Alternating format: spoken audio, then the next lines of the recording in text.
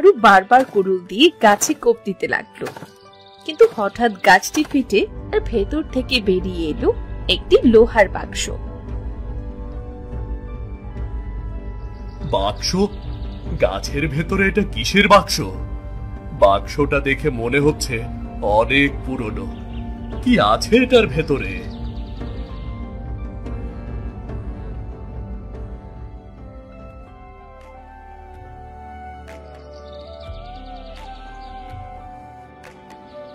আরে হারুদা, তোমার হাতে এটা কিসের বাক্স গো? আর বাক্সটা তুমি কোথায় পেলে? জানি না রে কালু, হঠাৎ গাছ কাটতে কাটতে গাছের ভেতরে বেরোলো। গাছের ভেতর থেকে বেরোলো মানে? হারু ভাই, এটা কোনো গুপ্তধন নয় তো? নিশ্চয় এটা আগের দিনে কোনো রাজা বাদশার লুকানো কোনো গুপ্তধন হবে গো। গুপ্তধন কিনা জানি না, বাক্সটা তো খুলছে না। খুললে না হয় বুঝতে পারতাম গুপ্তধন না অন্য কিছু। হারুদা, আমার কাছে দাও তো, আমি খুলে দেখি কি আছে বাক্সতে। নে তাহলে, দেখ তুই খুলতে পারিস কিনা। বাক্সটা খুললে অন্তত দেখতে পারবি কি আছে এটার মধ্যে। যদি এতে গুপ্তধন থাকে তবে এর থেকে একটা ফুটো করিও আমি তোকে দেব না রে হারু। বাক্সটা নিয়ে দৌড়ে পালাবো, তুই দেখতেও পারবি না। কিরে কালু, কোথায় হারিয়ে গেলি? নে দেখ বাক্সটা খুলতে পারিস কিনা। কিরে নে। হ্যাঁ হ্যাঁ হ্যাঁ, দাও দাও দাও, কোথাও হারাইনি। বাক্সটা কিভাবে খুলবো তাই ভাবছিলাম আর কি। যেই না কালু লোভী মন নিয়ে বাক্সটা খুলতে গেল, তখনই সে বাক্সটি দূরে গিয়ে আছাড় খেয়ে পড়লো। ও মারে, ও মরে গেলাম রে। কে আমাকে ভাবে আছাড় মারলো? কোমরটা বোধহয় ভেঙেই গেছে আমার। কালু দেখলো বাক্স থেকে ঝলমলে আলো ঠিকরে বেরোচ্ছে। সে দেখি ভয় পেল। কালু, এই কালু, তোর কি হলো? তুই অমন করে পড়ে গেলি কেন?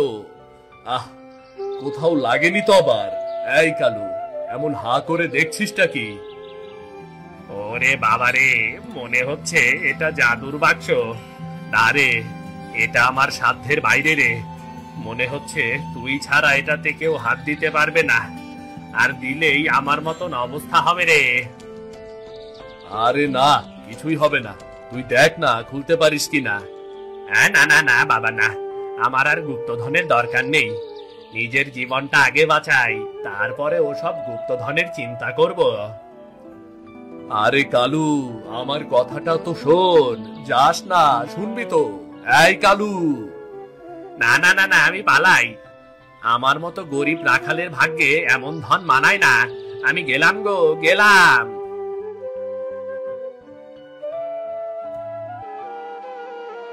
না, বাক্সটা তো কিছুতেই খুলছে না। আজ আর কাঠ কাটবো না, বাক্সটা নিয়ে বাড়ি যাই। গিন্নিকে বলে দেখি সে কি বলে। যাই।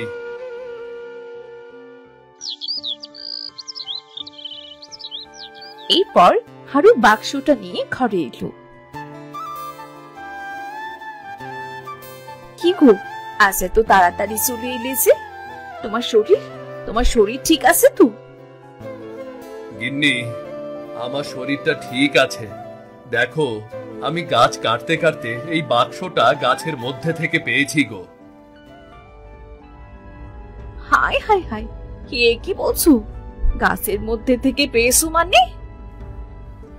গাছের মধ্যে থেকে পেয়েছি মানে গাছ কাটতে কাটতে গাছ থেকে বের হয়ে এসেছে। ওগো, আমি গল্পে শুনেছি এইসব বাক্সতে নাকি গুপ্তধন থাকে। তবে কি এই বাক্সতেও গুপ্তধন আছে নাকি? খুলতেই তো পারলাম না, তাহলে বুঝবো কি করে গুপ্তধন আছে নাকি? আগে খুলে দেখি তার ভেতরে কি আছে।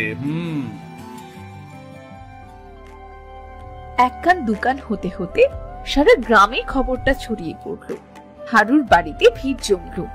গ্রামের ধনী মহাজনও তাড়াতাড়ি চলে এলো হারুর বাড়িতে।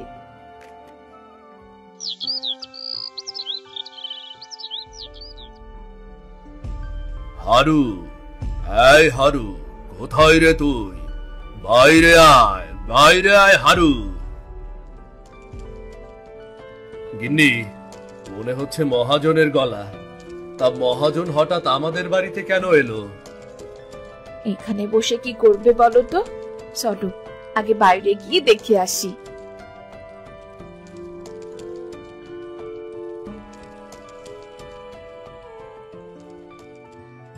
আরে মহাজন মশাই যে, তা মহাজন মশাই আপনি আমার বাড়িতে কি মনে করে?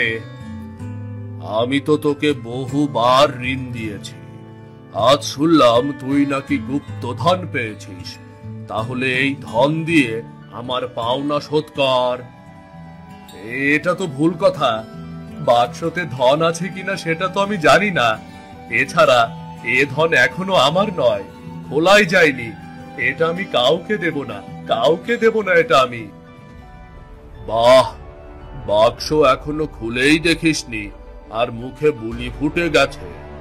আমার সামনে গড় গড় করে কথা বলে যাচ্ছিস। বাহ, সাহস তো দেখছি বেশ বেড়েছে তোর। না না মহাজন মশাই, সাহস বাড়েনি। আমি তো বলছি। চুপ, একদম চুপ। আমি তো শুধু আমার পাওনা টাকা নিতে এসেছিলাম, কিন্তু আমি এখন তোর বাক্সটাই নিয়ে যাব। ওটা তোদের মতো গরিবদের কাছে মানায় না, এটা আমার কাছে বেশ মানাবে। আহ আহ আহ আহ আহ আহ।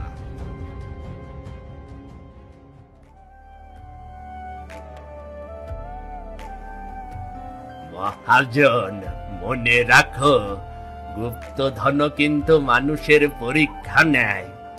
লোভ করলে তার কঠিন সাজা হতে পারে। কি যে বলো না পণ্ডিত মশাই, হারু এই গুপ্তধনের মূল্য দিতে পারবে না, ওটা আমি নিয়ে যাব। মহাজন, আমি তোমাকে আবার সাবধান করছি, ইচ্ছে করে নিজের বিপদ ডেকে এনো না, পরে কেঁদেও কিন্তু কোনো কুল পাবে না। মহাজন মশাই, নিজের ভালো চাইলে বাক্সতে হাত দিয়েন না, লোভের ফল কিন্তু খুব খারাপ হয়। তোর তো ভালোই সাহস বেড়েছে রে হারু। আগে আমি বাক্সটা নিয়ে নেই, তারপর তোর ব্যবস্থা পরে করছি আমি।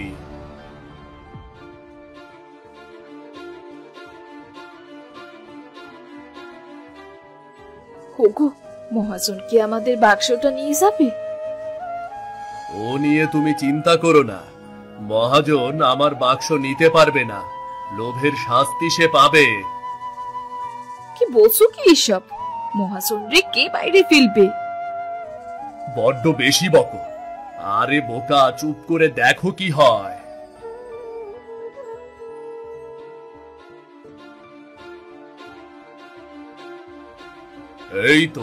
এই তো সেই বাক্স। বাক্সটা তো বেশ বড়ই মনে হচ্ছে।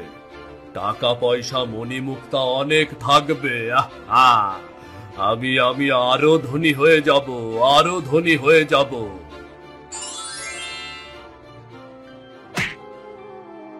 ওরে ওরে বাবা রে, ওরে বাবা, মরে গেলাম গো। ও, মাজাটা মনে হচ্ছে ভেঙেই গেছে। মহাজন মশাই, মহাজন মশাই তো বাতাসের গতিতে উড়ে এসে পড়ল। পণ্ডিত মশাই, আপনি ঠিকই বলেছেন, এটা আমার ভাগ্যে নেই। যেই না বাক্সটা আমি হাত দিয়ে ধরেছি, অমনি মনে হলো কে যেন আমাকে ছুঁড়ে বাইরে ফেলে দিল। মহাজন, আমি তোমাকে আগেই বলেছিলাম, এত লোভ ভালো না।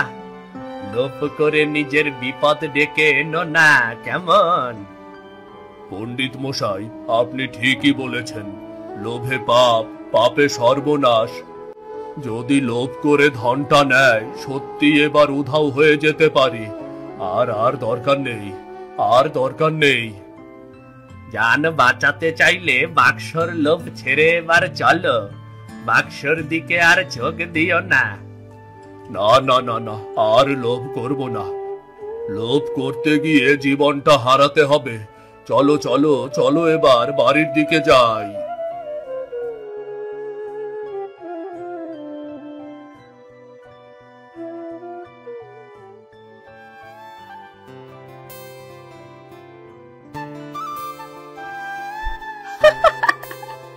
বাক্স মহাজনকে এবার উচিত শিক্ষা দিয়েছে। শুধু মহাজন না, যেই লোভ করে বাক্স ধরতে যাবে বাক্স তাকে উচিত শিক্ষা দেবে।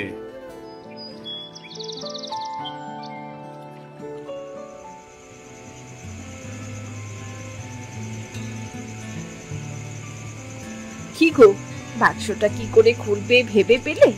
বাক্স যদি সোনা দানায় ভরা থাকে তাহলে তো আমরাও ধনী হয়ে যাব। শোনো গিন্নি, আমি যদি সব নিজের জন্য রাখি সংসারের স্বাচ্ছন্দ্য হবে, কিন্তু গ্রামের গরিব মানুষেরা কষ্টে আছে, আমি কি একা সুখী হতে পারবো? বাক্স খুলতে পারলে আমি আগে গ্রামের গরিব দুঃখী মানুষদের সাহায্য করব, বুঝলে? এটাই আমার করা উচিত। রামু কথাটা শেষ করতে ঠিক তখনই বাক্সটি খুলে গেল। বাক্সর ভেতর থেকে ঝলমলে সোনা দানা, রূপার রত্ন বের হয়ে এলো। বাপ্পারে, এত ধন, এত সোনা দানা আমি জীবনেও চোখে দেখিনি। বাবা, এবার আমাদের কষ্ট দূর হবে, আর তোমাকে কাজে যেতে হবে না, আর আমাদের না খেয়ে কষ্ট করতে হবে না। না রে বাবা, এটা শুধু আমাদের জন্য নয় রে, গ্রামের দরিদ্র মানুষকেও সাহায্য করতে হবে।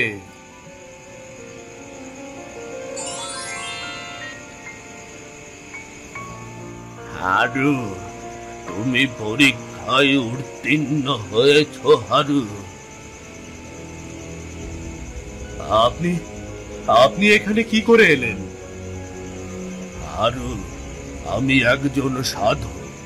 আমি 100 বছর আগে এই ধন লুকিয়ে রেখেছিলাম।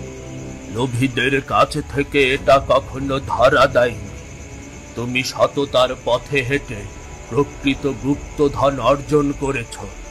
বনে আমি তোমাকে পরীক্ষা করার জন্য বৃদ্ধ সেজে তোমার সামনে এসেছিলাম। পরীক্ষা? হ্যাঁ রে বাবা, আশীর্বাদ করি তুই সারা জীবন এমন ভালো মানুষ হয়েই থাক। ধন পেয়ে যেন নিজেকে বদলে ফেলিস না। না না বাবা, আমি সারা জীবন সততার সাথেই জীবন যাপন করব। ভালো থাকিস বাবা, বিদায়। ভালো থাকিস। বাবা, বাবা, কোথায় গেলেন বাবা? উনি উনি তো গায়েব হয়ে গেছেন। ওগো, এই সোনা দানা কি সব মানুষকে দিয়ে দেবে? গিন্নি, লোভ করো না, বুঝলে? মহাজনের পরিণতি তো নিজের চোখেই দেখলে। তাছাড়া আমার সততার জন্যই সৃষ্টিকর্তা আমাকে এই গুপ্তধন দিয়েছে গো গিন্নি। হ্যাঁ গো হ্যাঁ, তুমি ঠিক বলেছো। বেশি লোভ করা ভালো না। লোভে পাপ, আর পাপে মৃত্যু। আমিও আর কখনো লোভ করব না, কখনোই না।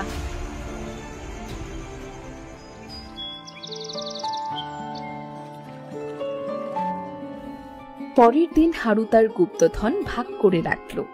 নিজের ভাগের টুকু দিয়ে পুরনো ঘর মেরামত করলো, ছেলের পড়াশোনার ব্যবস্থা করলো, আর বাকি গুপ্তধন গ্রামের দরিদ্রদের জন্য ব্যয় করলো।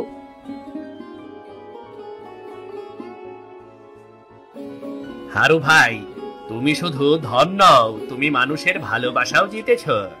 টাকা হলে মানুষ মানুষকে দাম দেয় না, মনে রাখে না, সাহায্য করা তো দূরের কথা। দিনুদা, লোভ করলে ধন টেকে না গো। ভাগ করলে শান্তি বাড়ে। শান্তি না থাকলে যতই টাকা পয়সা থাকুক না কেন, তুমি মনের শান্তি পাবে না। আর মনের শান্তি হলো প্রকৃত গুপ্তধন গো। হারু ভাই, একটা দামি কথা বলেছিস রে, এটা কেউ কখনো মানতেই চায় না। বাবা রে বাবা, ভাগ্যিস আমি কৌতূহলী ছিলাম। সত্যি ধনের লোভ করলে সর্বনাশ হইতো। কালু, মিথ্যা বলিস না। তুই ধনের লোভ করেছিলি বলেই বাক্স তোকে অমন আছাড় মেরে ফেলে দিয়েছিল। হারুদা, সত্যি বলতে একটু লোভ করছিলাম, কিন্তু সাথে সাথে সেটা তো আবার শুধরেও নিছিলাম। হ্যাঁ, সেটা ঠিক বলেছিস। হারু সঠিক কাজ করল। যদি আমি লোভে ধনটি নিতাম তাহলে নিজের সব হারাতাম। হারু, আসলে গুপ্তধন সবার ভাগ্যে থাকে না। গুপ্তধন যার ভাগ্যে লেখা থাকে তার কাছেই আসে। মহাজন মশাই একদম ঠিক কথা কইছেন।